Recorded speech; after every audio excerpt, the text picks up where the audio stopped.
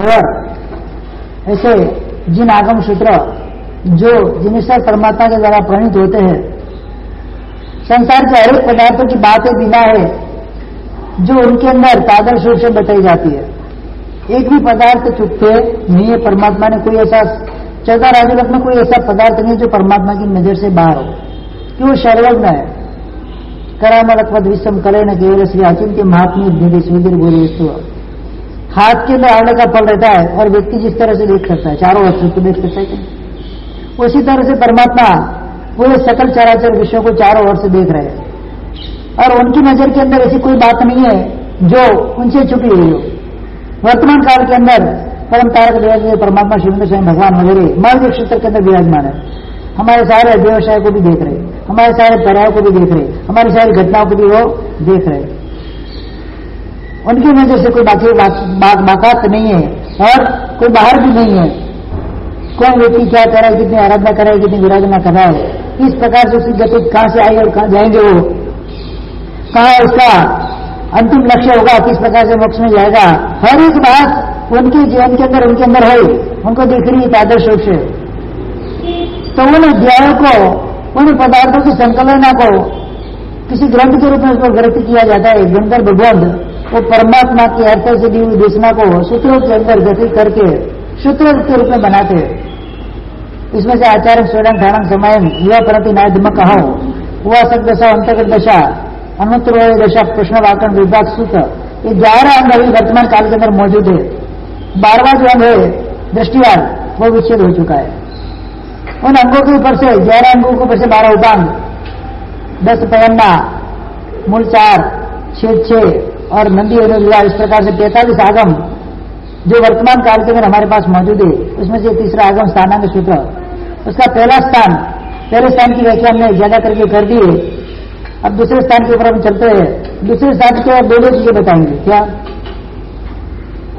कोई भी चीज होती है, कोई मूल शब्द होता है, उसके अंदर प्रतिपक्ष होता ही होता है। जैसे जीव शब्द है, तो जीव एक मूल शब्द से जीवती थी जीवा, किसी धातु के ऊपर यह शब्द बना है, तो उसके प्रतिपक्ष रूप अजीब शब्द होगा। क्या? जो शब्द जैसे आकाश कुसुम मतलब आकाश का फूल, वो इसका कोई प्रतिपक्ष शब्द मिलने वाला नहीं। जैसे गधे के सिंह, गधे के सिंह होते नहीं है, प्रतिपक्ष शब्द उसका मिलने वाला नहीं। जो मूल शब्द होते हैं, जो अर्थवाचक शब्द होते हैं, उन शब्दों का प्रतिपक्ष शब्द मिलता है। यहाँ पर जीव की व्याख्या करेंगे। जीव और अजीव 2 पदार्थ बनाएंगे। दो अजीव दूसरा स्थान है। कौन सा स्थान है? कल जीव विचार के अंदर हमने देखा जीव की व्याख्या समझी थोड़ी बहुत, बराबर। जीव क्या चीज होती है, लगभग उसमें से थोड़ा बहुत इधर आएगा ही, जीव और अजीव। तो जीव भी 2 प्रकार, जिसके अंदर जीव रहता है, जो जीवता है, मतलब अपनी इच्छा से जो क्रिया करता है, चाहे त्रस और स्थावर हो, जो श्वास लेने की क्रिया करता है, जो जीता है, जो आहार ग्रहण करता है। जीव की मुख्य व्याख्या क्या है? आहार ग्रहण करना। कोई भी जीव पर्याप्त होगा, जितना त्रस हो या स्थावर पर्याप्त होगा तो 4 पर्याप्ति उसकी पूर्ण हो जाएगी। कौन सी? आहार पर्याप्ति, यानी कि प्रथम समय के अंदर जीव इस भव से दूसरे भव में जाता है। प्रथम समय सबसे पहला काम क्या करता है? और खाने का ही काम करता है। क्या करता है? हमारे अंदर जो खाने की लालसा पड़ी है वो एक भव की नहीं है, अनादिकालीन हर भव की है। अंतिम समय में भी आहार छोड़ेगा इधर से जाने के पहले, और उधर पहुंचने में पहले समय में भी क्या करेगा? वो आहार करेगा। मात्र विग्रह गति ऐसी होती है जहां पर आहार सेना होती नहीं, वहां पर तेजस और कार्म 2 शरीर होते। औदारिक शरीर होता नहीं है तो आहार ग्रहण करना नहीं है। औदारिक व्यक्ति शरीर होगा तो आहार ग्रहण करेगा, इसके पहले आहार ग्रहण करेगा नहीं। तो वहां पर तो 2 शरीर है। कर्म शरीर मतलब कर्म, तेजस शरीर मतलब शरीर का एक तेज विश्व का जो होता है, जिससे शरीर का निर्माण होता है, वो तेजस शरीर। ये 2 शरीर ही साथ में जाते हैं हमेशा। और मोक्ष में तो वो भी दोनों छोड़ना पड़ेगा, वो भी जाएगा नहीं, बिल्कुल अशरीर बनकर मोक्ष में उसको जाना है। तो जीव और अजीव, जिसके अंदर जीव होता है वो जीव है, जिसके अंदर जीव नहीं है उसको क्या बोलेंगे? अजीव बोलेंगे। जीव निकल चुका है जिसके अंदर से, अरे जीव है ही नहीं जिसके अंदर। पुद्गल स्वरूप जो चीज है, शरीर जीव है क्या जीव है? बोलो, शरीर जीव है क्या जीव है? हाँ, शरीर जीव है क्या जीव है? बस ये प्रश्न है खाली, हाँ या ना, जीव है अजीव, बस। हाँ, अजीव है। तो उसका मोह कितना है? हाँ, जीव का मोह ज्यादा क्या? जीव का मोह ज्यादा लोगों को? हाँ, जितने मोह चेतन तत्व के प्रति हमको नहीं है, इतना अचेतन जड़ पदार्थों के प्रति इतना मोह है। चेतन पदार्थों के प्रति इतना मोह नहीं है, जड़ पदार्थों के प्रति। मेरा मोबाइल टूट जाएगा तो मेरा आधा जान निकल जाएगी, लेकिन मेरे सामने किसी का एक्सीडेंट हो रहा है, तड़प रहा है, जीव है, उसके प्रति अपने को सद्भावना नहीं। जड़ वस्तु के प्रति अपने को सद्भावना है। वो चेतन जीव परेशान हो रहा है, जिसके अंदर चेतना रही हुई है, दुखी हो रहा है, उसके प्रति बिल्कुल सद्भावना खत्म हो गई। क्या मतलब? जड़ के रागी हम बन गए। बनना था चेतन के रागी, बने क्या? जड़ के रागी। इसीलिए संसार अपना बढ़ता जा रहा है। घर के अंदर रहो, बाहर रहो, किधर भी रहो, मस्ट पूरे दिन के अंदर हमारे ऊपर डे देख लो, माई डे करे देख लो उसको, तो सबसे ज्यादा हमारा राग, हमारी नजरें, हमारी इच्छाएं किसके प्रति रहती है? चेतन तत्व के प्रति कि जड़ तत्व के प्रति? मेरा कपड़ा फट गया, मेरे जूते फट गए, स्कूटर के अंदर किसी ने झटका लगा दिया, अरे उसके पांव को चोट आई वो नहीं दिखती, मेरे स्कूटर को तकलीफ होगी वो दिखता है। जड़ तत्व के प्रति राग भयंकर कोटि का। जड़ का राग मतलब संसार बढ़ाता है। राग किसके ऊपर करना है? संभाल किसकी रखनी है? चेतन तत्व की। भूल चुके हम राग के प्रति राग वाले हो गए, जड़ के प्रति राग वाले हो गए। बस इसीलिए हमारा संसार हम बढ़ाते जा रहे, बढ़ाते जा रहे, बढ़ाते जा रहे। कम करने की जगह क्या करते हैं? बढ़ाना है। शुक्ल जीव होता है, सम्यक दृष्टि जीव होता है, जड़ के प्रति राग वाला नहीं होता है। किसी के दुख को वो देख सकता नहीं है, किसी का दुख देखकर उसकी आंखें भर आती है, जरा सा भी दुख। हम किसी का दुख देखकर खुश होते, राजी होते, बस वही लगता था, उसको ऐसे ही होना चाहिए था। कोई नहीं कर सका तो कर्म सत्ता ने उसको करके दिखाया। परेशान तो है ही वो व्यक्ति, उसके प्रति उसकी परेशानी दूर करने की जगह हम और नई परेशानी उसके लिए खड़ी कर देते हैं, उसकी चर्चा कर कर, उसके बारे में बोलकर। किसी घाव के ऊपर मरहम अगर नहीं लगा सकते ना, कोई गम नहीं है, नमक नहीं छिड़कना। जो चेतन तत्व उसको चैन से जीने दो, लिव एंड लेट लो। क्या बताया? ये परमात्मा भाष्य से भगवान का सूत्र नहीं है, लिव एंड लेट लो, जीव और जीने दो का। ये तो कैसे आकर टपका है। भगवान स्वार्थ बुद्धि वाले नहीं होते। क्या? जीव मतलब खुद जीव, स्वार्थ बुद्धि परमात्मा के अंदर नहीं होती। परमात्मा के वचन स्वार्थ बुद्धि वाले होते नहीं है। निस्वार्थ भाव से परमात्मा तो हर जीवों के प्रति सद्भावना वाले होते हैं, सबका कल्याण हो, सभी जीव मोक्ष में जाओ, सभी जीव कर शासन रसी, ये भावना परमात्मा की होती है। परमात्मा कभी किसी को, एक व्यक्ति को डालकर दूसरे व्यक्ति का सुख देखे, ऐसे परमात्मा का स्वभाव होता नहीं है, न परमात्मा कैसा कार्य होता है। यहाँ पर जीव और अजीव दो तत्वों की बात यहाँ पर कही जाएगी। जीव यानी कि जो जीव जीवता है, श्वास लेता है, खाना पीना वगैरह करता है, हरिचरण वगैरह करता है, उसको जीव बोलते हैं। और जिसमें जीव नहीं है, जड़ पदार्थ, वो अजीव बोला जाता है। जीव दो प्रकार के बताए यहाँ पर, एक तो त्रस जीव और स्थावर जीव। त्रस नाम कर्म का उदय होता है। नाम कर्म के अंदर त्रस और स्थावर दो नाम कर्म आते हैं। 103 नाम कर्म की प्रकृति होती कितनी, उसके अंदर त्रस नाम कर्म और स्थावर नाम कर्म। तो त्रस नाम कर्म के उद्देश्य, जो जीव चलते बढ़ते फिरते क्रिया करते हलन चलन आदि करते हैं, वो त्रस कहे जाते हैं। और स्थावर नाम कर्म यानी कि उनकी जगह पर स्थिर रहना है। उस नाम कर्म के उद्देश्य जो जीव अपनी मर्जी के हिसाब से चल नहीं सकते, बोल नहीं सकते, बैठ नहीं सकते, वो त्रस्त जीव, स्थावर जीव, पृथ्वी का, आपका, देव का, वायु का, वनस्पति का है, ये सब क्या है? स्थावर जीव है। दो जीव, तीन जीव, चलने पंचित ये क्या है? ये सब त्रस्त जीव है। त्रस्त जीव मात्र त्रस्त नाड़ी में रहते हैं। कहाँ रहते? 14 राजलोक के अंदर, बीचों बीच एक राजलोक लंबी चौड़ी और 14 राजलोक ऊंची, मतलब हाइट वाली, ऊंचाई वाली, ऐसी त्रस्त नाड़ी रहती है। त्रस्त जीव मात्र त्रस्त नाड़ी में रहते हैं। स्थावर जीव 14 राजलोक के अंदर कहीं पर भी रह सकते हैं। पृथ्वी का, वायु का, व्यक्ति स्वरूप के अंदर, आपका, अग्नि का वहां पर होता नहीं, वनस्पति का होता नहीं है। त्रस्त नाड़ी के बाहर मात्र पृथ्वी का और वायु का रहता है। क्या रहता है? अमुक पदार्थों को जीवन के अंदर इतना गहन करके रखना ताकि कोई भी अपने को कुछ भी पूछे तुरंत निर्णय से निकलना चाहिए। त्रस्त नाड़ी का मतलब ये त्रस्त, जिसमें त्रस्त जीव रह सकते वो त्रस्त नाड़ी। उसकी लंबाई चौड़ाई कितनी है? एक राजलोक, मतलब तिरछा लोक प्रमाण कितने, तिरछा लोक की लंबाई चौड़ाई कितनी है, एक राजलोक प्रमाण, उसकी ऊंचाई कितनी, तो कि नरक की घनोदति घनवत जो है, नरक की नर जो नीचे लास्ट में जो आकाश पृथ्वी रहती है, आकाश रहता है, उससे लेकर सिद्धशिला तक, सिद्धशिला जो का लोक का अग्र भाग है तब तक का वहां पे 14 राजलोक, वो पूरी तरह से नाड़ी, इसके अंदर तरह से जीव रहते हैं। और स्थावर जी पूरे 14 राजलोक के अंदर ठस ठस से भरे हुए, पृथ्वी का और वायु का, बादल नहीं, सूक्ष्म पृथ्वी का सूक्ष्म वायु का के रूप में। तो इसी प्रकार से ये त्रस नाड़ी के अंदर रहने वाले, त्रस नामकरण के हृदय वाले और जो अपनी मर्जी से हलन चलन करने वाले जीव होते हैं, वो त्रस जीव होते हैं। त्रस यानी चलने वाला, त्रसंती यानी चलना, वो जो अपनी मर्जी से हलन चलन नहीं करते, नहीं कर सकते, उनको एक ही जगह पे जो स्थिर रहना है वो है 4 प्रकार के 5 प्रकार के जो स्थावर जीव है वो बताए। तो उसके अंदर भी 2 प्रकार के वापस जीव होते हैं, त्रस जीव भी, सयोनिक और अयोनिक। सयोनिक यानी कि संस्कारी, जिनको बार बार जन्म मरण करना पड़ता है, अनेक प्रकार की योनि में आना पड़ता है, अनेक प्रकार की पृथ्वी का योनि, तस का योनि, वायु का योनि, बादल का योनि और विषम दुर्गम, पृथ्वी का, आप का, देव का, वायु का, वनस्पति का है और तस का योनियों के जिसके अंदर आना पड़ता है, बार बार उसको उसके अंदर भव भ्रमण करना पड़ता है, वो संसारी जीव होते हैं। और जिनको एक बार जिनको यहां से शरीर छोड़कर सिद्धशिला के ऊपर जो विराजमान हो जाता है जीव, उनको बार बार भटकना नहीं पड़ता है, माता के गर्भ में आना नहीं पड़ता है, दूसरे तरह से उसको जन्म लेना पड़ता नहीं है, योनि उनको प्राप्त करनी नहीं पड़ती, वो अयोनिक जीव यानी कि सिद्ध परमात्मा होते हैं। क्या होते हैं?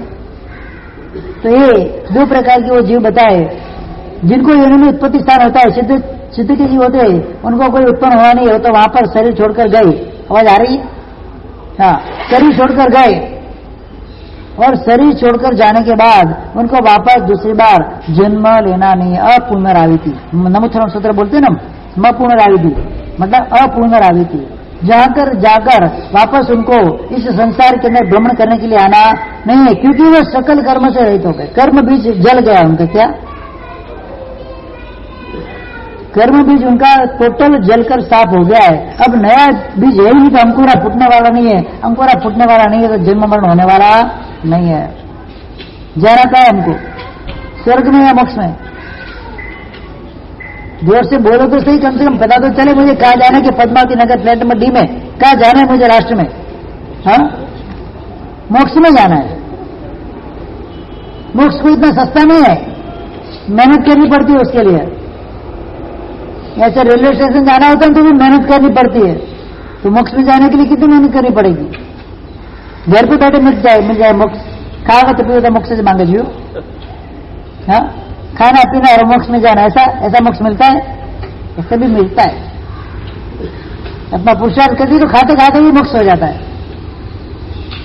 मात्र उसका अभ्यंतर अध्यवसाय उत्कृष्ट कोटि का होना चाहिए। खाते खाते भी मोक्ष मिल जाता है, नहीं मिलता है? बोलो, खाते खाते मोक्ष मिलता है कि नहीं मिलता है? मिलता है ना? डांस करते करते मोक्ष मिलता है कि नहीं मिलता है? मिलता है, डांस करते करते भी मोक्ष मिलता है। हाँ, मिलता है कि नहीं मिलता है? किसको मिला था? डांस करते करते भी मोक्ष मिलता है, मतलब आपकी हर क्रिया के अंदर मोक्ष मिलता है, मात्र जरूर अध्यवसाय की शुद्धि की। क्या है? परिणति की शुद्धि की जरूरत है, परिणाम शुद्धि की जरूरत है। वहां पर हर क्रिया आपकी मोक्ष दिला सकती है, साथ ही करते करते भी मोक्ष मिल जाता है। मिलता है कि नहीं मिलता है? राज के ऐसे पर बैठे बैठे भी मोक्ष मिल जाता है, रस्ते में चलते चलते भी मोक्ष मिल जाता है, भगवान के दर्शन करते करते भी मोक्ष मिल जाता है। तो मोक्ष पाने को दुष्कर नहीं है, मात्र जरूर है आत्मा पुरुषार्थ को भोरने की। तद इंद्रिय जयम कर्तुम स्पारेय स्वर पुरुषम विभेसी यदि संसारात मोक्ष प्राप्ति च कांक्षसी तद इंद्रिय जयम कर्तुम स्पारेय स्वर पुरुषम। इंद्रिय जय अष्टक ज्ञान सार मां उपाध्याय यशोद जी महाराजा पहले श्लोक में बता दिया। मोक्ष पाना बस एक ही बात, एक ही कार्य करा मोक्ष पाने के लिए। तद इंद्रिय जयम कर्तुम, 5 इंद्रिय बताए, स्पष्ट इंद्रिय, रसनेन्द्रिय, ज्ञानेन्द्रिय, चक्षुरेन्द्रिय, श्रोतेन्द्रिय और अनिंद्रिय मतलब मन, इन 6 को जीत लो, बस मोक्ष मिल जाएगा। उसके लिए आत्मा को सघन पुरुषार्थ करना पड़ता है, प्रबल पुरुषार्थ करना पड़ता है, प्रचंड पुरुषार्थ करना पड़ता है, तब जाके मोक्ष मिलता है, बाकी मिलता नहीं है। और मोक्ष पाने के लिए सबसे पहली कंडीशन, संसार से आपको भय लगना चाहिए। विदेशी यदि संसार आता, संसार डर रूप है, संसार डरावना है, संसार भयंकर बोलते हैं ना कि भयानक है संसार, ऐसा एहसास अगर अंदर होता है कि तुरंत सब अंदर आती है और तब से वो जीव संसार से निकलने का प्रयास करता है, बस वही उसकी मोक्ष प्राप्ति का लक्ष्य है। प्रश्न पूछू, संसार डरावना लगा, भय लगा संसार के अंदर, दुख आता है तब। कोरोना आए तो संसार डरावना लगा, बिजनेस में बड़ा लॉस हो जाता तो संसार डरावना लगता है, घर के अंदर किसी की अकस्मात मृत्यु हो जाती तो संसार डरावना लगता है, भयंकर कोई रोग आ जाता तो संसार डरावना लगता है। स्वस्थ अवस्था के अंदर, सुंदर अवस्था के अंदर, सुख की अवस्था के अंदर संसार डरावना लगता है? अत्यंत सुख के अंदर बैठे हो, पानी की बजाय दूध मिलता है, स्टील की कटर की जगह सोने की कटर में खाना मिलता है, मस्त 2, 4, 5, 6, 7, 8, 10 करोड़ का आपके पास फ्लैट या बंगला है, सब पुत्र परिवार सुखी है, आपकी आज्ञा के अंदर है, आप जैसा बोलते हैं वैसा घर में चलता है, होता है, आपकी आज्ञा कोई टालता नहीं है, मतलब अनंत सुख है आपके हिसाब से। आपके हिसाब से ऐसा अनंत सुख नहीं है, आपको इतना लगता है मैं जबरदस्त सुख के अंदर हूं, अद्भुत मेरा ये सुख लालित्य मेरा चल रहा है, उस अवस्था के अंदर संसार डरावना लगता है। अब बोलो, कभी कभी लगता है, तब कभी कभी भी नहीं लगता है, कभी भी नहीं लगता है, कभी कभी क्या कभी भी नहीं लगता है। क्यों? मोक्ष के सुख के बारे में आपको पता ही नहीं है, इसीलिए ये जो सामान्य जो सुख है, सुखाभास जिसको बोलते हैं, क्या बोलते, सुख नहीं है, वो दुख का ही मूल है। क्या है? सभी संसार के सुख दुख के मूल स्वरूप है। किंपाक नाम का एक फल आता है, क्या? किंपाक नाम का एक फल आता है, उसको खाओ ना, आम के रस से भी मधुर उसका रस होता है, मिठा एकदम टनटनाट, ऐसा लगता है 2, 4, 5 झापड़ जाऊं, जबरदस्त। वो खाने के बाद अंदर जाता है, धीरे धीरे अपना विकार प्रकट करता है, पॉइजन बन जाता है, तुरंत सडन डेथ। क्या? सडन डेथ आदमी तुरंत मर जाता है, पोटेशियम साइनाइड जैसा वो पॉइजन हो जाता है, तुरंत अंदर से खत्म हो जाता है। आपात मधुरा परिणाम दुखा। सुख कैसे होते संसार के? कैसे होते? आने समय वो मधुर लगते हैं, मीठे लगते हैं, परिणाम के अंदर वो दुख क्या लगते हैं? कटु फल वाले, मौत देने वाले फल, किंपाक फल की तरह ये संसार के सुख बताए गए। आनंद आता है इसके अंदर। पर अभी सभी अपने को जैसा बताया, सब कहने में है, सब कुछ है, सब आनंद में है, सब कुछ है, तो उसमें पाप का स्वभाव, वही पाप है, बड़ा अज्ञानता कि वो सुख है नहीं, उसको सुख मानकर बैठे हो, वही सबसे बड़ा पाप है। यहां से गांव से आए थे, इधर कुछ नहीं था आपके पास, दोरी लोटा लेकर आए थे, वो भी हाथ में था कि वो पता नहीं था, इधर आके इतना मिल गया, संतोष है। पुणे के अंदर 50 साल पहले कहाँ रहते थे पता है? पता है आपको कहाँ रहते थे? बोलो संदीप भाई, शोभाबेन, 50 साल पहले कहाँ रहते थे? शादी करके आए थे, गांव में रहते थे। उधर सुखी थे कि यहां पर सुखी है? उधर से ज्यादा सुख यहां पर कि वहां पर था? बोलो, सुख कहां पर है? उधर आपके पास आपकी जो एसेट होती थी, नेट एसेट जी बोले जिसको, कदाच 50,000 लाख रुपए की थी, आज आपके पास कम से कम 50 लाख का फ्लैट है, तो सुख ज्यादा बढ़ा कि घटा? बोलो, जब तो मुझे पता, आपके मुंह से मुझे सुनना, सुख की व्याख्या में आपके मुंह से मैं आपको कराता हूं। आपका सुख बढ़ा कि घटा? बढ़ा। टेंशन पहले कम था कि अभी कम है? तो सुख पहले ज्यादा था कि अभी ज्यादा है? हाँ? सुख किसके अंदर है? संसार संबंधी भोग विलास की सामग्री प्राप्त होने पर सुख है कि संक्षिप्त वस्तु के अंदर जीवन बसर करने में सुख था? सुख किसमें था? पहले घर के अंदर जब भोजन पकता था, 50 साल पहले जो गांव में रहते थे, खाली रोटी और कड़ी या बाजी का सोगरा और दाल, बस उसके अंदर अपना जीवन चला, वो भी आनंद था। आज घर के अंदर चटपटी फटपटी कुछ बनती है, रोग का ही कारण बनती है। उधर रोग था उस समय। मतलब क्या? कपिलीय अध्ययन उत्तराधन सूत्र के अंदर आता है, लाहा लोहो वट्टे। क्या बताया उसमें? लाहा लोहो वट्टे। कपिल था ब्राह्मण, कपिल ब्राह्मण दरिद्र था, शादी करनी थी, तो उसकी पत्नी ने बोला कुछ काम धंधा करो, कमा के लाओ, बाद में शादी करो। तो जीवन पसार हुए। तो कि कैसे कमाऊं, मेरे पास कोई कमाई का साधन भी नहीं है, स्कोप भी नहीं है। तो यहाँ के जो राजा है, जो भी उसको पहली स्तुति सुनाता है जाके सुबह सुबह में, उसको 2 मासा सोना देता है। कितना? 2 मासा, मतलब 2 रत्ती बेच देता होगा। आप जल्दी जाके सुनाओ, आपको सोना मिल जाएगा, अपना जीवन चलेगा। पत्नी के कहने से वो तो चला भाई भगत, 2-4 दिन ट्राई किया, कोई ना कोई आगे पहले ही सुना जाएगा, उसको मिल जाती थी गिफ्ट। वो बेचारा आ जाता हूं। उस दिन रात में उद्यान में जाके सो गया, राजा महल के बाजू में जो बगीचा था उसके अंदर जाके सो गया। जल्दी सुबह जाके, और रात को वो नहीं उठा। कितने बजे? उठकर जा रहे राजमार्ग के ऊपर से, राजा को वो सुक्ति सुनाने के लिए, श्लोक सुनाने के लिए जा रहा है, तो चोर समझकर उसको सिपाहियों ने पकड़ लिया। क्या? चोर समझ उसको पकड़ लिया। रात को 2 बजे का निकला है भाई तू? सुबह सभा में हाजिर किया। कपिल ने तो जैसा था बोला भाला था, जैसा था कोई कुछ भी छुपाए बिना राजा के सामने पकड़ा। सब पूरी सभा हंसने लगी, कैसा पागल है क्या? तो राजा ने बोला चल तेरे लिए एक फ्री ऑफर है। क्या? तेरे लिए, तेरी सच्चाई के ऊपर मैं वारी वारी हो गया हूं, तेरे लिए एक फ्री ऑफर है, जो भी चाहे मांग ले। तेरे को जो चाहे मांग ले, आज राजा तेरे को मना करेंगे 2 मासा की तो बात छोड़, तेरे को जो चाहिए मांग ले। कि सोच कर बताता। क्या बोला वो?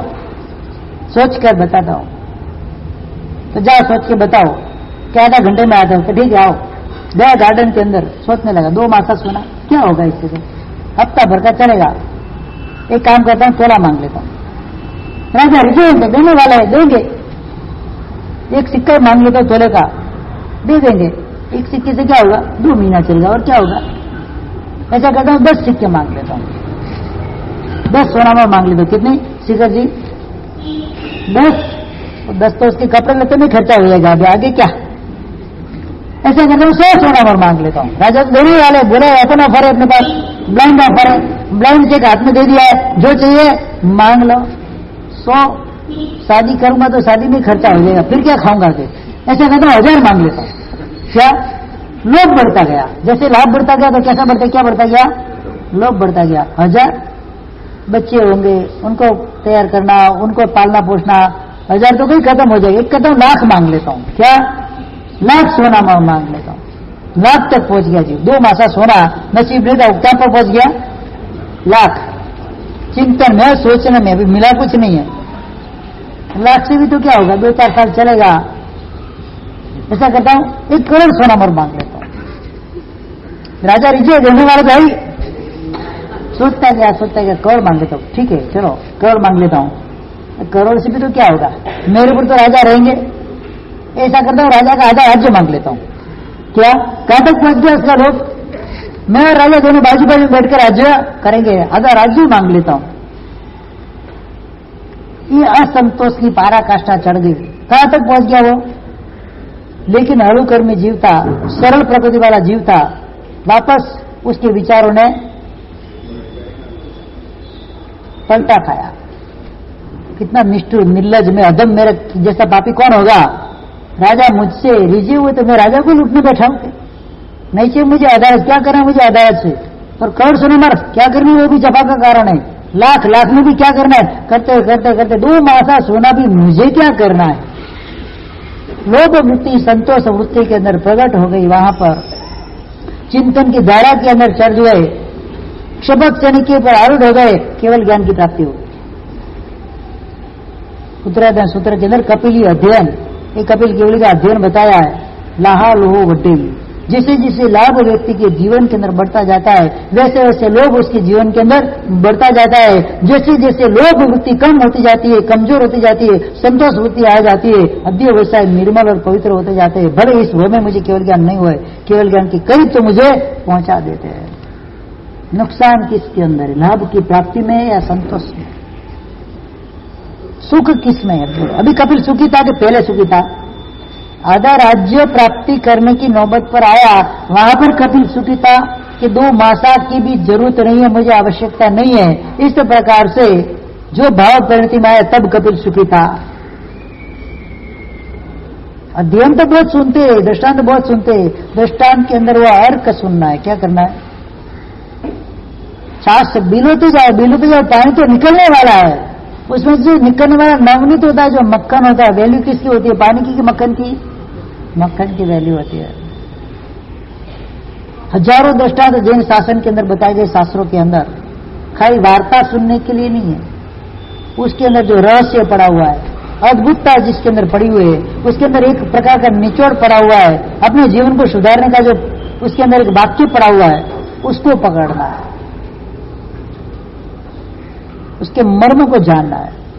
यहां कपिल के अंदर पड़ा था, जैसे जैसे वो लालसा के अंदर आगे बढ़ता गया, उस समय बताया अगर उस समय वो आयुष्य बांधता तो साथ ही नरक तक आयुष्य बांध सकता है। लोभ की इतनी पाराकाष्ठा में वो चढ़ गया, और वो जीव जब संतोष वृत्ति के अंदर आ गया, केवल ज्ञान की प्राप्ति होगी। बोलो, बस ये जैन शासन है। जैन शासन का सार यही है, जो त्यागे सो आगे, जिय कंते पिए बोए लद्दवी पिट्टी को साइनो चेवी सेव चाहती उच्चे। 10 सूत्र 4 अध्ययन, उसके अंदर ये बात बताई। जो भी व्यक्ति प्रिय और कांत भोग जो प्राप्त होते हैं, भोग की प्राप्ति होने पर भी वो भोग की वांछा नहीं करता, उसका त्याग करता है। मिलने पर, नहीं मिलने पर तो त्याग करोगे, क्या करोगे, कहां जाओगे? मिलने होते हुए, मिलते भोग आते स्वाधीन होते हुए आप उसका त्याग करते हो, उसको छोड़ देते हो, उसका उपयोग नहीं करते हो। सबसे बड़ा संसार के अंदर त्यागी वही है। नहीं मिलता और छोड़ा, इसमें कोई बड़ी बात नहीं है। क्या भिखारी होता है, खाने को नहीं मिलता है, बोलता है ठीक है आज उपास कर लेंगे, वो उपास नहीं होता, उसका नहीं मिला इसके लिए उपास होता है। मतलब जो स्वाधीन भोगों को अपनी इच्छा के अनुसार शुद्ध भाव से जो त्याग करता है, छोड़ देता है, वही संसार का सबसे बड़ा त्यागी जीव कहलाता है। श्रमण धर्म वही है, स्वाधीन भोगों को त्याग करके श्रमण यहां पर आते हैं। हमारे पास घर में खाना पीना नहीं था, क्या आपके घर पे पाता लगे धर्म लाभ करके निकल पड़ते? हम नहीं था खाना पीना हमारे घर पे, हमारे पास सुख नहीं था। अखूट राज रुद्धि छोड़कर चक्रवर्ती संयम लेते, उनके पास कुछ नहीं होता खाने का, क्यों संयम लेते? स्वाधीन भोगों का त्याग करने वाला वही त्यागी कहलाता है। नहीं मिलता है और छोड़ना है, वो त्यागी होता नहीं है। चक्रवर्ती पलवार में एक क्षण भर के अंदर अपने 6 खंडों का राज्य छोड़ सकता है। भिखारी को ब्लाग समझाओ, लेकिन वो अपना छप्पनिया छोड़ता नहीं है, किसके अंदर संतोष वृत्ति नहीं है, पाने की वृत्ति है। चक्रवर्ती के अंदर छोड़ने की वृत्ति आती है। जो व्यक्ति छोड़ता है, जे नर अभिलसे रे ते तो तिहती नासे, तृण सम जे गण रे तेनी नित्य रहे पासे संभावना। भगवान के स्तवन के अंदर लक्ष्मी के बारे में बता गया। जो भी व्यक्ति उस लक्ष्मी को पाने की इच्छा के अंदर दौड़ता है, भागता रहता है, लक्ष्मी उससे दूर ही दूर भागती है। जो उसको लात मारता है उसके पास आती है। तृण समझ जे गण, घास के तिनके के समझ जो लक्ष्मी को गिनता है, लक्ष्मी उसको कभी छोड़ के जाती नहीं है। महापुरुषों ने स्तवनों के द्वारा, उक्तियों के द्वारा, श्लोकों के द्वारा, स्लोगनों के द्वारा अनेक ऐसी सचोट बातें बताई है, लेकिन हमको सचोट बातों की चोट ही नहीं लगती है। क्या पत्थर दिल रहे हुए कैसे हो गए शेखर जी? हमारा हृदय कैसा हो गया? पाषाण के जैसा कि कमल के जैसा, पुष्प के जैसा कि पाषाण के जैसा? पत्थर के जैसा हो गया है। किसी का दुख देखकर आंख में आंसू आता ही नहीं, आंखें भी सूख गई। जिसका हृदय सूखा है ना, आंखें सूखी रहेगी। हृदय कोमल है, आंख में आंसू आए बिना रहना नहीं है। सेंसिटिविटी अगर आपके हृदय के अंदर आई, आंख में आंसू टपकेंगे टपकेंगे, तब समझना कि मेरी भूमिका किस प्रकार की है। किसी दुखी को देखकर अगर आंख में से आंसू टपक जाए तो समझ लेना मैं आसन्न मोक्षगामी हूं। कैसा हूं? मैं निकट भवी मोक्षगामी हूं। किसी के भयानक दुखों को देखकर भी उसके प्रति घृणा आती है, निष्ठुरता आती है, समझ लेना अभी मेरे बहुत सारे भव बाकी है। दूरभवी जीव में बोलो कैसा बनना है? दूरभवी बनना है कि आसन्न भवी बनना है? करुणा हृदय के अंदर होनी चाहिए।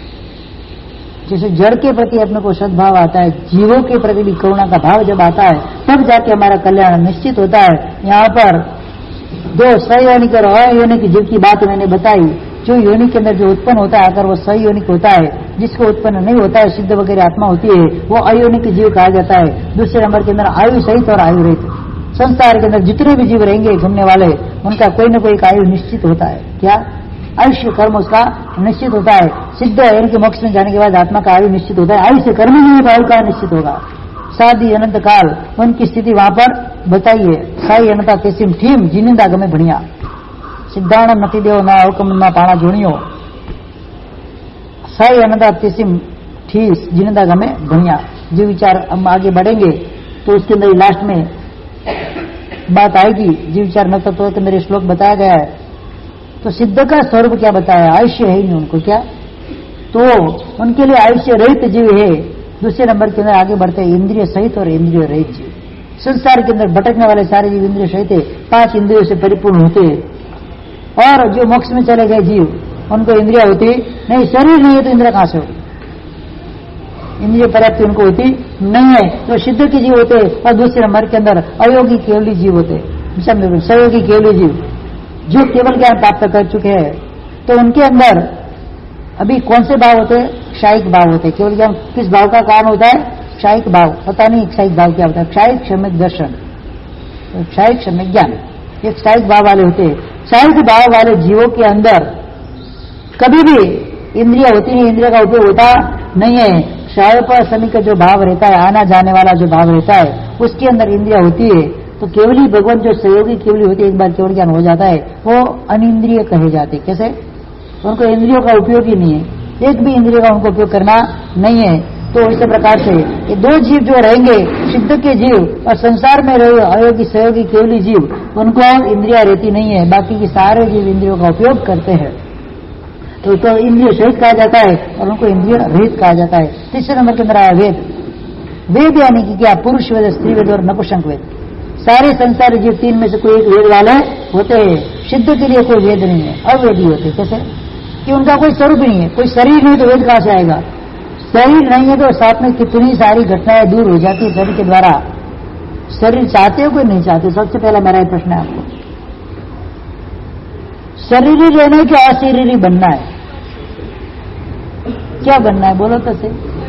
तो बस शरीर की टाप टिप मेकअप चैन चारा बंद कर दो, क्यों? तो नष्ट होने वाला है, जाने वाला है, शरीर को रुकने वाला है।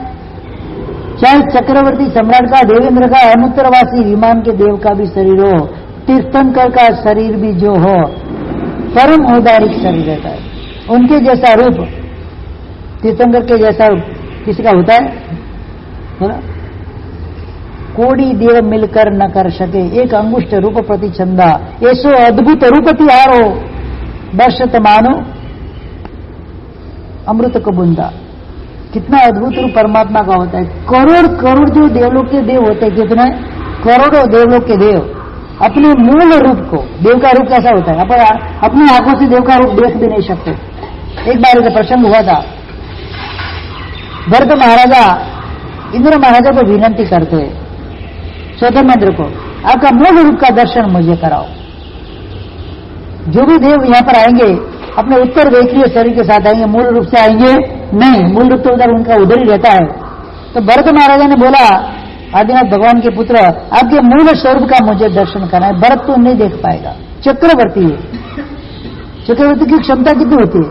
लौटक क्षमता होती है उनकी कि तू नहीं देख पाएगा मेरा मूल स्वरूप।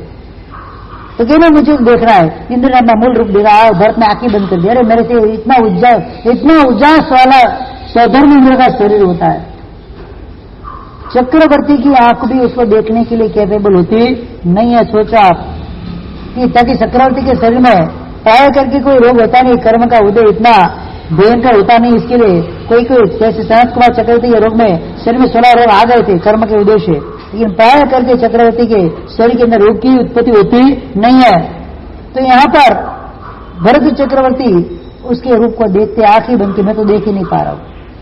चक्रवर्ती जिस रूप का दर्शन नहीं कर पाता, खाली सौधर्मेंद्र पहले देवलोक का इंद्र है, आप अनुत्तरवासी देवलोक के रूप की तो क्या बात करो, उससे अनंत गुना रूप परमात्मा का होता है। कैसा? कोटि देव मिलकर कर न सके एक अंगुष्ठ, वो पूरा अपने जो अपना मूल स्वरूप है करोड़ों करोड़ देव का, उस देव के उन रूप को एक ही जगह पे संग्रह करते हैं और एक तेजस्वी का अंगूठा बनाते हैं, एक रूप बनाते हैं। वो उसको परमात्मा के दाहिने पैर के अंगूठे के सामने उस रूप को जाकर रखते हैं, तो सूरज के सामने वो जुगनू को जैसा रूप लगता है। कैसा लगता है? परमात्मा का रूप कैसा होता है? अत्यंत सुंदर रूप वाले से परमात्मा। तो ये रूपी और अरूपी, संसारी जीव रूपी होते हैं, असंसारी जीव जो सिद्ध के जीव होते हैं अरूपी होते हैं। उसको कोई आत्मा ही होता है, आत्मा का कोई दर्शन कर सकते हैं नहीं, आत्मा अरूपी पदार्थ। आत्मा मात्र केवल ज्ञानी के अलावा किसी को दिखती नहीं है। सर्वज्ञ वितराग परमात्मा के अलावा कोई भी जीव आत्मा को देख सकता नहीं है। स्वरूपी है तो देख सकते, अरूपी की पदार्थों को कोई भी देख सकता नहीं। अरूपी की पदार्थ मात्र केवल भगवंत देख सकते, बाकी कोई जीव देख सकता नहीं है। तो वेद और अवेद, वेद सहित और वेद रहित है। तो वेद सहित यानी कि 3 वेद बताए मैंने, स्त्री वेद, पुरुष वेद, नपुंसक वेद। तो इन तीनों वेदों के साथ जो घूमने वाला जीव रहता है वो संसारी जीव रहता है, और तीनों वेद से जो पर हो चुका है वो अवेदी यानी कि सिद्ध की आत्मा होती है।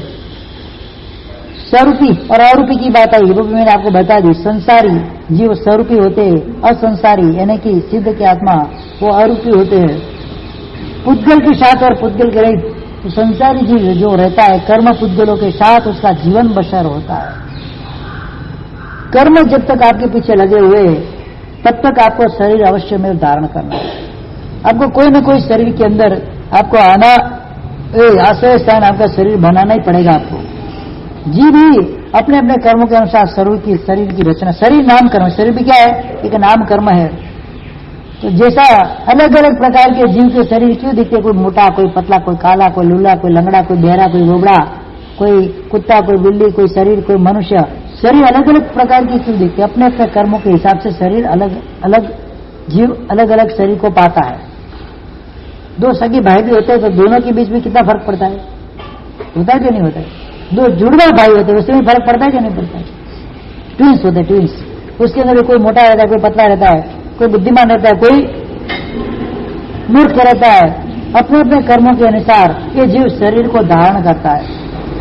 तो ये पुद्गल, कर्म पुद्गल को जो धारण करने वाला होता है वो संसारी जीव रहता है। कर्म पुद्गल से सर्वथा जो मुक्त होता है, कृष्ण कर्म क्षयात मोक्ष, तत्वार्थ सूत्र के अंदर उमा स्वाति पाचक महाराज ने बताया कि जिसके सकल कर्म का क्षय हो चुका है, सकल कर्म से जो पर हो चुका है, सकल कर्म जिससे नष्ट हो चुके हैं, अब एक भी कर्म उनके 158 प्रकृति में से एक लेस मात्र, अंश मात्र भी कर्म जिसके पास बाकी नहीं है, मतलब आत्मा संपूर्ण कर्मों से रहित पर निर्मल और पवित्र हो चुकी है, वही आत्मा सिद्ध हो सकती है। जब आत्मा यहां से प्रयाण करके मोक्ष में जाती है तो अंतिम समय के अंदर 12 प्रकृति का क्षय करती है। कितना? एक समय के अंदर 12 प्रकृति का क्षय करके, अगर तीर्थंकर है तो 13 प्रकृति का क्षय करके वो सीधी एक ही समय के अंदर यहाँ से 7 राज्य लोगों पर, सिद्ध शिला के ऊपर, लोकाग्र के ऊपर जाके उधर लटक जाती है, वहां विराजमान हो जाती है और अनंत काल वहां पर स्थिर स्थिति के अंदर वहां पर उनको रहना है। वहां से हिलना डुलना नहीं, क्योंकि कर्म नहीं है तो हिलना चलने का स्वाभाविक नहीं है। फिर इसके बाद आता है संसारी और असंसारी। संसार में रहे हुए जीव जो होते हैं तो संसारी जीव कहे जाते हैं। संसार जो पार हो चुके वो असंसारी जीव यानी सिद्ध हो जाते हैं। संसार के अंदर फिर शाश्वत और अशाश्वत, ये जो मूल शब्द है उसके प्रतिपक्ष शब्द आपको मिलेंगे।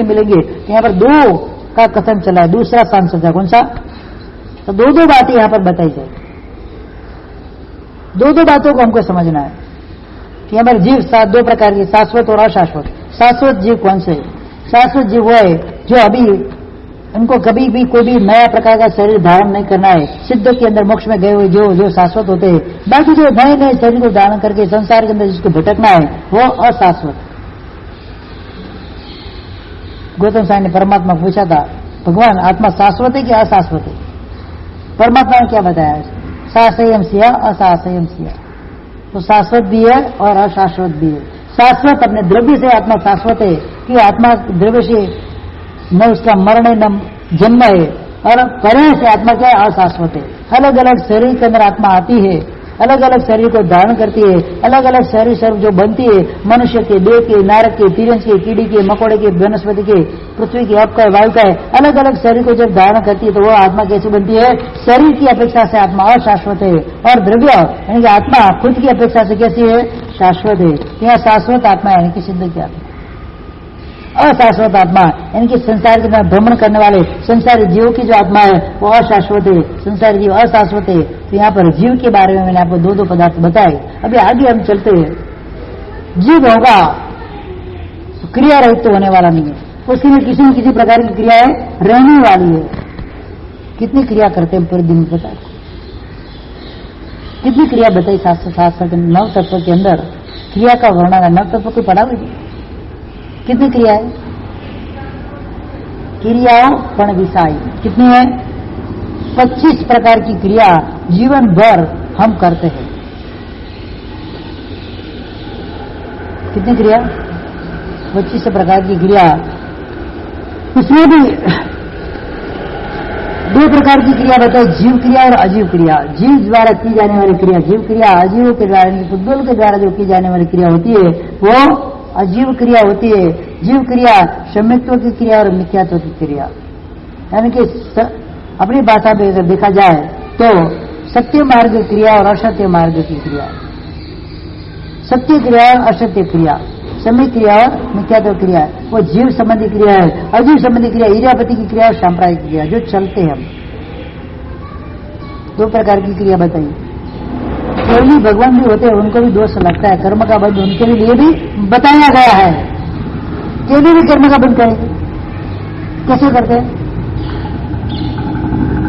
4 घाती कर्म जिनके क्षय होने के बाद केवल ज्ञान की प्राप्ति होती है, बाकी 4 अघाती कर्म उनके बाद, उन कर्मों की सहायता से केवली भगवान भी कर्म का बंध करते, वो भी चलते हैं, वो भी खाते पीते हैं, वो भी बोलते हैं, वो भी सोते हैं, वो भी बैठते हैं, वो भी उठते हैं।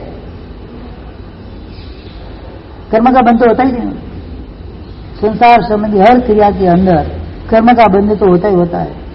केवली भगवान इरियापति की कर्म का बंध करते हैं। इरियापति की मतलब क्या? 3 समय का वो कर्म बंध होता है। कितना? 3 समय की वो क्रिया होती है। पहले समय के अंदर उनकी आत्मा कर्म का बंध करती है, दूसरे समय के अंदर उसका वेदन करती है, तीसरे समय के अंदर वो निर्जर्मण हो जाता है, मतलब कर्म का बंध कायम के लिए उनके ऊपर टिकता नहीं है। हम जो कर्म का बंध करते हैं वो सांप्रायिक बंध होता है। कौन सा? वो सांप्रायिक की क्रिया होती है। संप्राय यानी कि कसायों के साथ जो क्रिया का बंध करेंगे, जो कर्म का बंध करेंगे वह सांप्रायिक बंध होता है। वो क्रिया का नाम भी क्या है? सांप्रायिकी।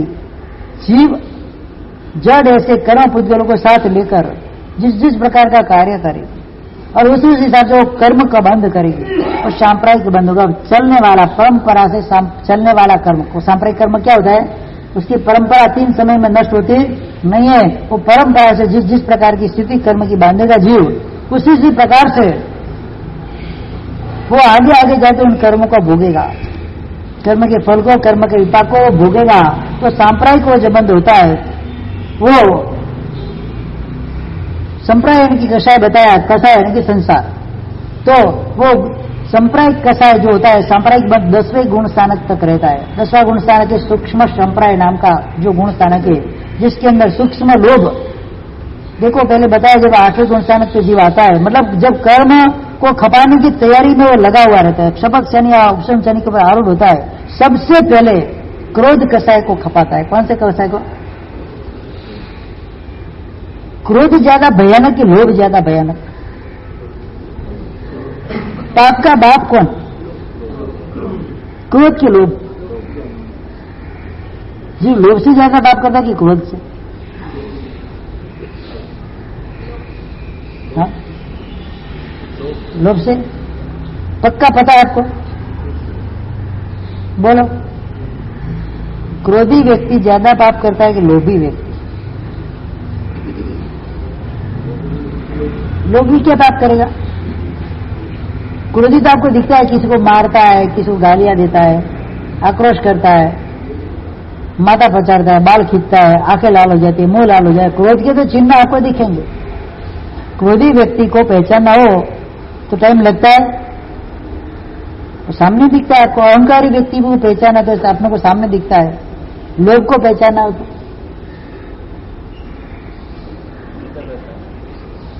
सामने वाले व्यक्ति आपको पहचान के आप लोभी हो ऐसा बोलेगी, पहचान पाएगी? लोभ की कोई प्रकट चिन्ह नहीं है।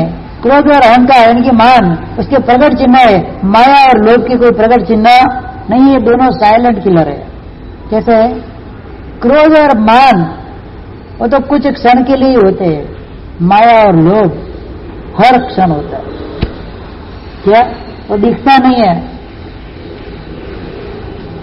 वो स्लो पॉइजन जैसा है, धीरे धीरे धीरे अंदर घुसेगा और अपने को खा जाएगा। और क्रोध और मान तो कैसा है, तुरंत आप धड़का करके निकल दिया बस, फिर आगे पीछे कुछ होता नहीं है, कुछ क्षणों के लिए बर्बादी करने वाला होता है। लोभ और माया हर क्षण बर्बादी करने वाला होता है। बचना किससे? सबसे पहले क्रोध जाता है, फिर मान जाता है, फिर माया जाती है, पुरुष वेद, स्त्री वेद, नपुंसक वेद, ये सब जाते हैं। लास्ट में 9वें गुण स्थान पर लोभ जाता है। क्या? फिर भी थोड़ा बच जाता है, तो 10वें गुण स्थान के ऊपर उस लोभ के छोटे छोटे छोटे टुकड़े करता है जीव। कैसा? इसको कर्मगणित भाषा के अंदर सूक्ष्म किट्टी बताते। क्या बताते? छोटी छोटी किट्टियां करते। एक एक किट्टियों को खपाते खपाते 10वें गुण स्थानक जो सूक्ष्म संप्रदाय गुण स्थानक है, जो सूक्ष्म लोभ को जहां पर खपाता है, जब तक वो नहीं जाता ना केवल ज्ञान नहीं आता। मतलब सबसे ज्यादा भयंकर क्या है? 4 कषायों के अंदर अगर सबसे ज्यादा भयंकर कोई कषाय हो तो लोभ कषाय है। ये जब क्रिया बताई, ये लोभ की द्वारा, ये सूक्ष्म सांप्रदाय की क्रिया सूक्ष्म लोभ का नाश करके जीव जब आगे बढ़ता है, केवल ज्ञान प्राप्त करता है, केवल दर्शन को प्राप्त करता है, तब जाके लोभ जाता है। और संपूर्णतया चारों जो घाती कर्म है, ज्ञानावरणीय, दर्शनावरणीय, वेद मोहनीय और अंतराय, ये जो 4 घाती कर्म है उसका संपूर्ण क्षय करके वो केवल ज्ञान को प्राप्त करता है। फिर लोभ नहीं रहता उसके अंदर, तो संपूर्ण क्षय हो गया। जो सांप्रदायिक की क्रिया बताई वो अजीव क्रिया है, जीव क्रिया नहीं। अजीव इसलिए कर्म, अजीव ऐसे कर्म पुद्गल के द्वारा की जाने वाली जो क्रिया होती है वो इरियापति की और सांप्रदायिक क्रिया होती है। बाद में 2 क्रिया और बताई, अब थोड़ा 5 मिनट ले लेता हूं। 2 क्रिया है, कायिक की क्रिया और अधिकरणी की क्रिया। तो काया का जो व्यापार रहता है, बैठते उठते चलते बोलते देखते सुनते, जो काया का जिस चीज के अंदर व्यापार होता है, प्रतिक्षण होता ही स्थिर रहते हम। पूरी 24 आवर्स में स्थिरता से हम कितने समय बैठे रहते? जहां पर मानसिक भी चंचल नहीं होते, मानसिक चंचलता भी हमारे अंदर काया की आती नहीं है, ऐसे कितने रह सकते? 2 घड़ी रहते हैं स्थिर।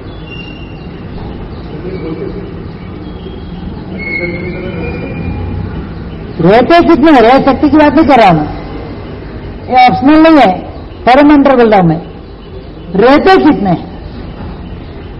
समता भाव के अंदर स्थिर रहना, उसका नाम है सामयिक। कोई भी जीव अप्रमत्त अवस्था के अंदर ज्यादा से ज्यादा 2 मुहूर्त तक रह सकता है। कितना?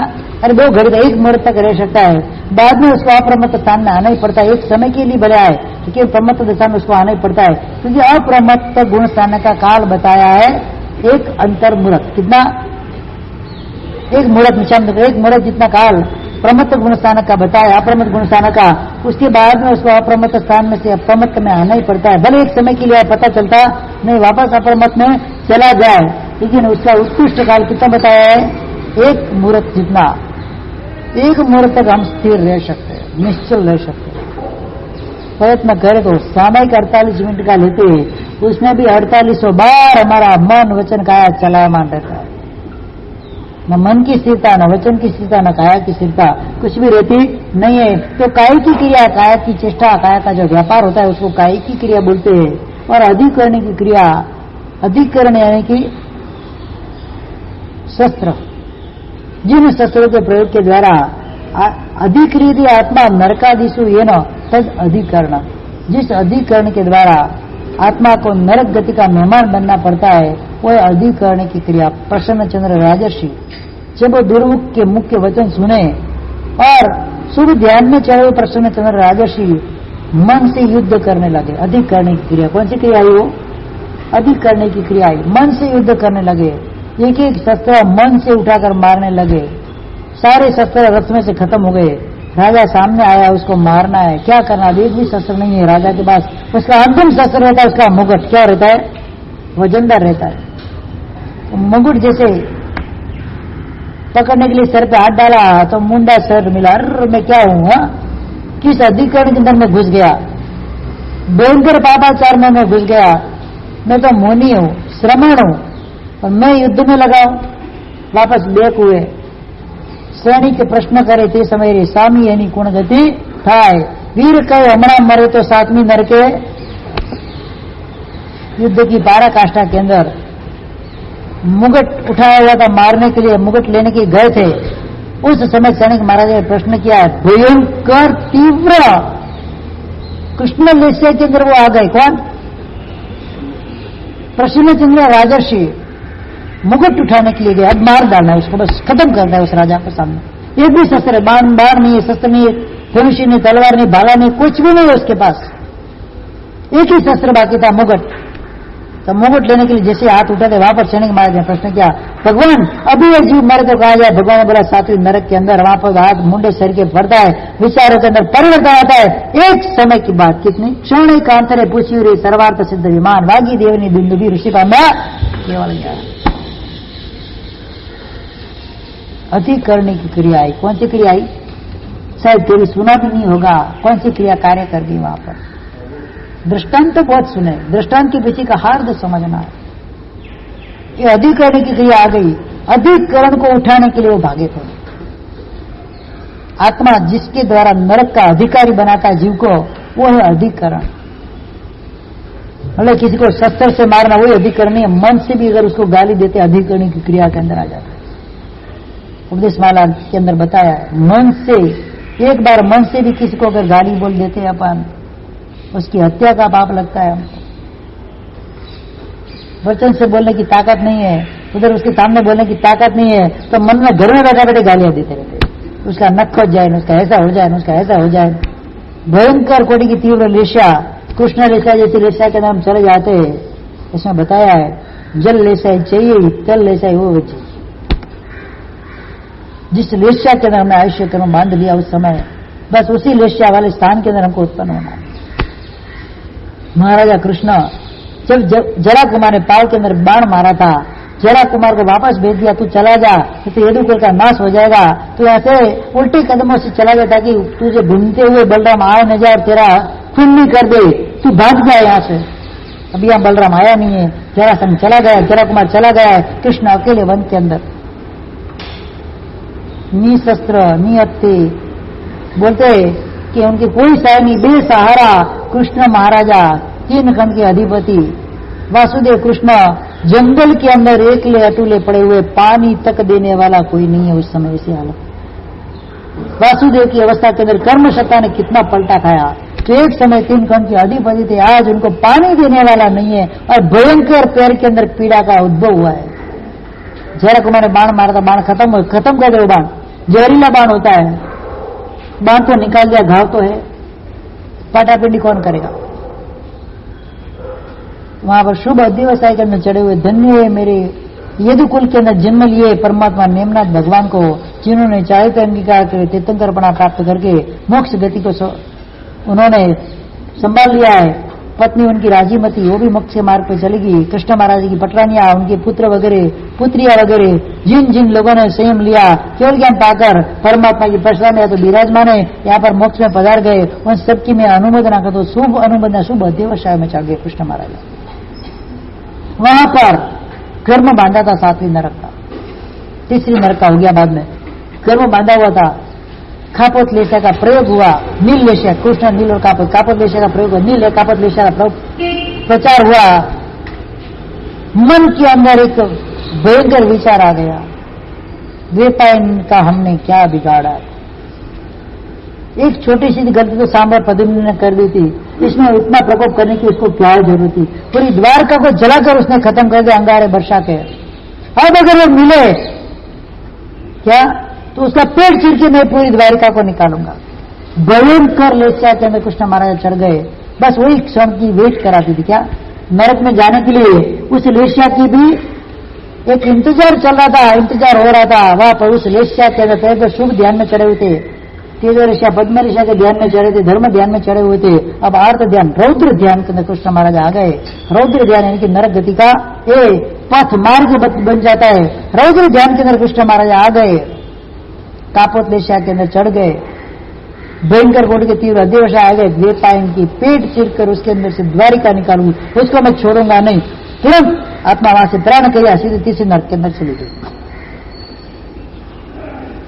ये हालत होती है अधिकरण की क्रिया, अधिकरण के अंदर चढ़ गए। ये हमारे लिए उपकरण है। क्या है? अगर उसका दुष्प्रयोग हो जाए वो भी अधिकरण बन जाता है। ये भी उपकरण है, उसका भी दुष्प्रयोग हो जाए तो भी क्या बन जाता है? अधिकरण बन जाता है। ये अधिकरण की क्रिया, ये दोनों क्रिया काय की और अधिकरण की आगे भी उसके अंदर बहुत समझना है। कल उसके बारे में हम देखेंगे। आज अपना समय यहाँ पर पूरा हो रहा है।